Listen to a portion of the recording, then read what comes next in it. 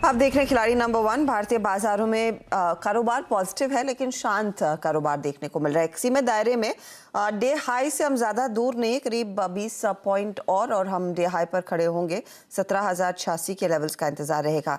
Nifty bank अब 156 अंक ऊपर और मिड कैप्स में भी मोमेंटम पिकअप हो रहा है। 100 पॉइंट ऊपर आ चुका है ये इंडेक्स। लेकिन आज जो फोकस में है स्टॉक वो है रिलायंस इंडस्ट्रीज। दरअसल CLSA की रिपोर्ट के बाद इस शेयर में आज फिर जान में जान आई है। करीब 2-2.5% तक की तेजी बनती दिखाई दी। अब CLSA क्यों बुलिश है इस कंपनी पर, क्या रिपोर्ट कहती है, इस पर यतिन हमारे साथ जुड़ गए हैं। यतिन बताइए क्या कहा गया उस रिपोर्ट में। देखिए CLSA ऑलरेडी रिलायंस पे बुलिश है। उनका टारगेट है 2970 और कहीं ना कहीं आज CLSA की रिपोर्ट के बाद शेयर में भी आपको दमखम देखने को मिल रहा है। जो बेसिस है कंपनी का, CLSA को लगता है ग्रोथ को लेके वो काफ़ी स्ट्रांग है। जहाँ तक कि नए कारोबारों का सवाल है, चाहे वो ग्रीन हाइड्रोजन हो, ग्रीन एनर्जी हो, 5G में इन्वेस्टमेंट्स हो या रिटेल में जो FMCG प्रोडक्ट्स वो नई रेंज के ला रहे हैं उसकी ग्रोथ का सवाल हो, CLSA को लगता है कि बाजार एक छोटा पैल्ट्री वैल्यूएशन इन बिजनेसेस को दे रहा है।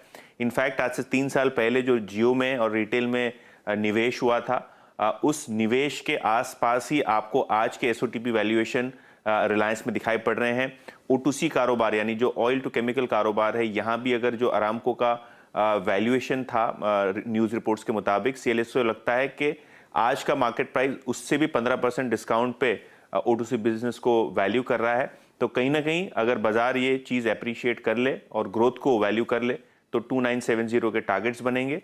और आगे चलते हुए जो डीमर्जर या IPO आने की बात है रिटेल कारोबार और जियो कारोबार को, वो एक की कैटलिस्ट CLSA के हिसाब से वैल्यूएशन में आता हुआ दिखाई पड़ेगा। तो उनका जो बाय रेटिंग है वो बरकरार है। टारगेट जैसे कि मैंने पहले कहा 2970। इसका मतलब ये है करंट मार्केट प्राइस से लगभग 35% की अपसाइड। स्टैंडर्ड डिस्क्लेमर प्लेट आपकी स्क्रीन पे आएगा। जी हाँ, तो रिलायंस इंडस्ट्रीज जिस कंपनी की हम चर्चा कर रहे हैं, CNBC आवाज़ जो नेटवर्क 18 का हिस्सा है, उसका स्वामित्व प्रबंधन रिलायंस इंडस्ट्रीज के हाथ में। इनफैक्ट CLSA ही नहीं, इस महीने जेफरीज ने भी एक बाय कॉल दिया था करीब 3100 के टारगेट के साथ।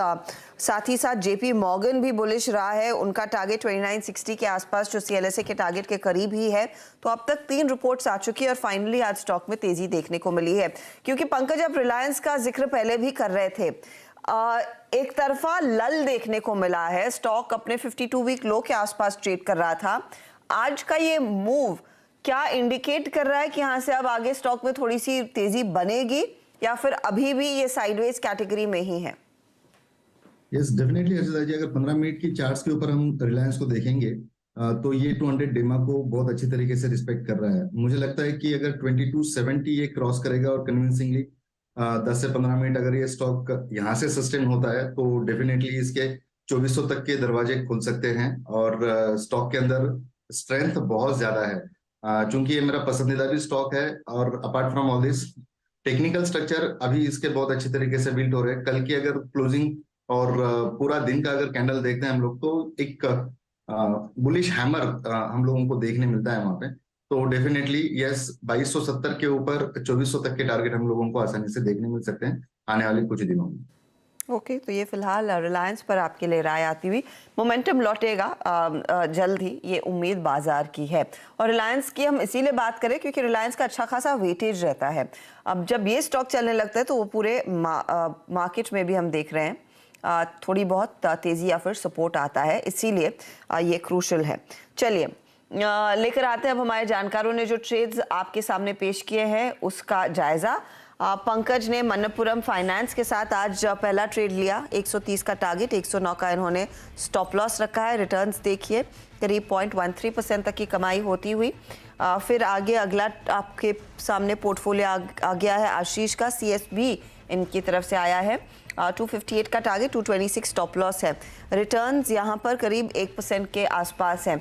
तो एक ट्रेड आशीष आगे जोड़ेंगे, एक ट्रेड पंकज जोड़ेंगे। लेकिन जो समित ने जोड़ा उसमें अनुपम रसायन नया है। 840 का टारगेट, 745 स्टॉप लॉस। औरो फार्मा कल से कैरी कर रहे हैं 510 के टारगेट के लिए। 1085 का टारगेट इनका इंडसइंड बैंक में भी था जिस ट्रेड को वो कैरी कर रहे हैं। तो इंडसइंड फ्लैट है लेकिन औरो फार्मा 1% जोड़कर दे रहा है। 0.11% तक के रिटर्न्स यहाँ पर देखने को मिल रहे हैं अनुपम रसायन में। अब ओवरऑल रिटर्न की चाल क्या बन रही है वो आपकी स्क्रीन पर आ जाएगा। तो अब आशीष कयाल आगे बढ़ गए हैं 6.56% के रिटर्न्स के साथ, 4.88% के रिटर्न्स पर पंकज एंड 1.89% के रिटर्न्स है समित के। ये है आपके लिए ताज़ा तस्वीर खिलाड़ी नंबर 1 की। इन पोर्टफोलियोज में जो चेंज होगा, जो नए ट्रेड्स आएंगे, उसकी जानकारी के लिए आप हमारे सोशल मीडिया हैंडल्स पर जुड़े रहिएगा। और ऑफ कोर्स 1 बजे एक अपडेट हम देते हैं हर रोज़ मिड कैप मंत्र में। ऑल द बेस्ट आप तीनों को आज के ट्रेड के लिए। चलिए इसी नोट पर हम लेंगे एक छोटा सा ब्रेक। आप बने रहे CNBC आवाज़ के साथ।